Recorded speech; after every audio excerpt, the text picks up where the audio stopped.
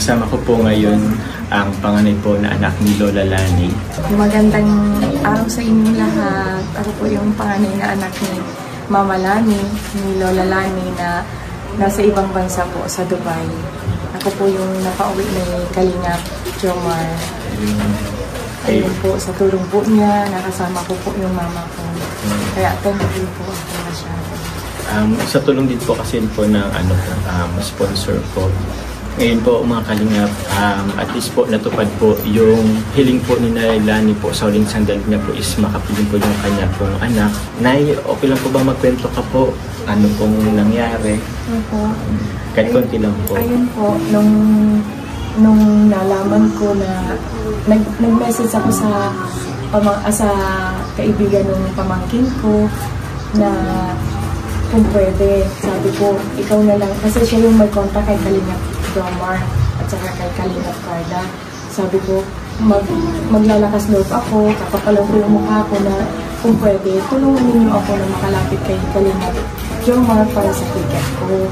Sabi ko kahit nakakahiya. And then, sabi nila, gagawin nila yung best nila para makalapit. Sabi ko sa kanila, sana kinaumagahan pagising kung may good news na. Ayun nga, pagkasabi ng pamangkin ko na okay na, halos hindi ako makapaniwala na makaka-okay na ako. Sabi ko, ito na yung pinakahihintay ko, makakasama ko na yung mama ko. Kaya umuwi ka agad ako, nagpag-book ako agad. Ayun, sa awa ng Panginoon, nakarating naman ako dito. Pero yun nga, nasa hindi na magandang kalagayan yung mama ko. Pero yun yung mahalaga, nakasama ko siya sa tulong ni Kalingap Jomar. Nakasama ko siya sa huling sandali ng buhay niya. Yan yung wish niya. Talagang ako lang yung hinintay niya. Kaya siguro kung hindi ako natulungan ni Kalingap Jomar, hindi ko siya makakapiling. Siguro hanggang naghihirap pa din siya. Kaya sobrang thankful ako kay Kalingap Jomar sa tulong na ibinigay niya sa akin.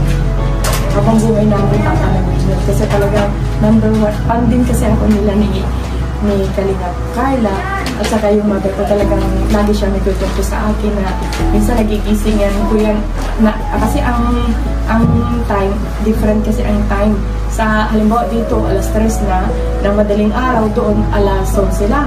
Nakikita ko siya, naka-online pa yun pala ng mga videos nila. Kaya talagang number one ang ano niya sa inyong Kalingap Jomar. Sobra pong naging smooth yung pag-uwi ko. Talagang hindi ako pinagbayaan ng Panginoon. Naging maayos yung pagbalik ko dito kahit sobrang hirap yung naranasan ko bago na-solve yung problema ko. Na-solve ko nga, yun nawala na ako ng pag-asa na makaka-uwi ako kasi nga wala akong ticket. Kaya nag-message ako, sabi ko doon sa pamangkin ko, pabasa mo kay Kalingap Jomar ang message ko, voice message ko, please. Nagmamakaawa ako kasi sabi ko, siya na lang yung makakatulong sa atin. Yun nung mapanood ko na okay na, nagbigay ka na tuwa talaga ako. Sabi ko, salamat. Sobrang salamat at dininig ng Panginoon yung link ko.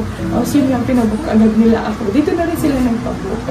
At dito yung pera ko.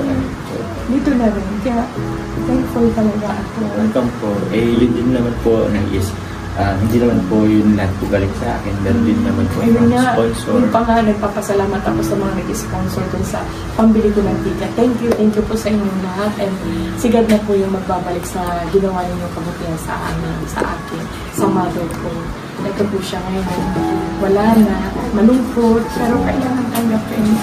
Sobrang lungkot po. Ilang araw na lang po kayo nagkaano? Bali 3 days na. 3 days na lang. 3 days, kumbaga sa nag-birthday lang ako. Dumating ako, 19 ata yun. Tapos, nag-birthday lang ako. Pagka-birthday ko, madaling araw. Bumigay na din siya. Pinag-birthday lang niya ako. Naki-birthday siya sa akin. Pero ilang oras lang parang kayo po? Kasi nawala din po siya nung birthday niyo po mismo. Kaarawan niyo mismo. So, birthday lang talaga yun. Sobrang. Tapos nung nakita, talagang may video pa ako nung dumating ako na talagang hindi ko matanggap. Sabi ko, hindi ko gusto makita siyang gano'n na nagiging lalo. Kaya lang, sabi ko, wala.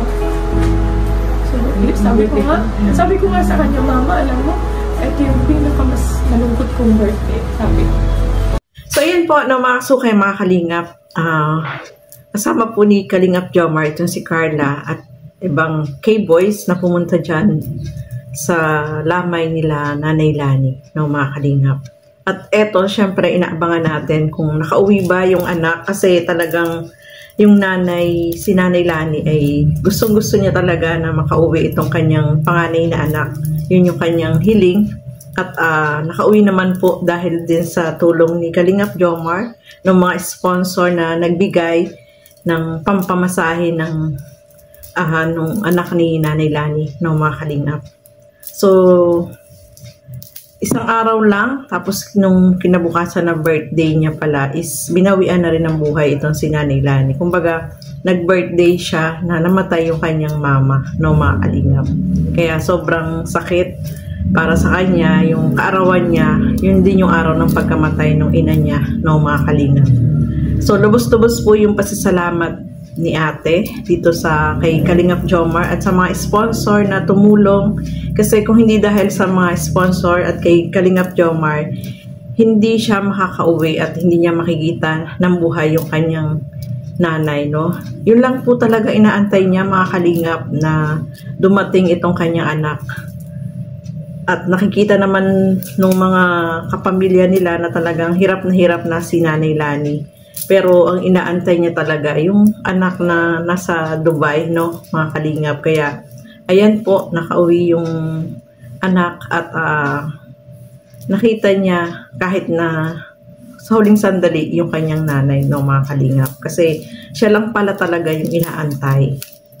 Kaya mahirap din sa kanya yun na makita niya na ganun yung kalagayan ng kanyang nanay, mga Kalingap. Kahit si Kalingap Jomar at si Carla po ay din dyan, no?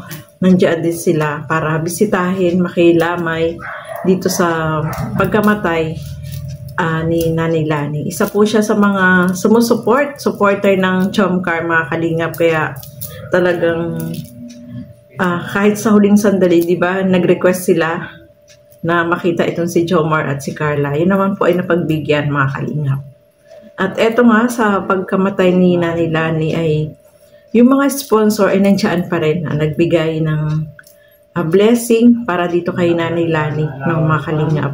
Kaya maraming salamat syempre sa mga sponsor na tumulong kay Kalingap Jomar, kay Carla na nandiyan, na kahit sa huling sandali ng buhay ni Nanay Lani ay napasaya po siya ng mga Kalingap. So ayan, nakikiramay po kami sa pagkamatay ni Nanay Lani. So ayan, maraming salamat po sa inyong walang sawang panonood at pagsuporta dito sa aking mga ginagawang reaction videos. Siyempre, suportahan po natin Bal Santos Matubang, Kalingap Rob at Edna Vlogs at Kalingap Jomar. Support po natin. And Carla Tupular. So ayan, maraming salamat po. Hanggang sa muli. Bye-bye!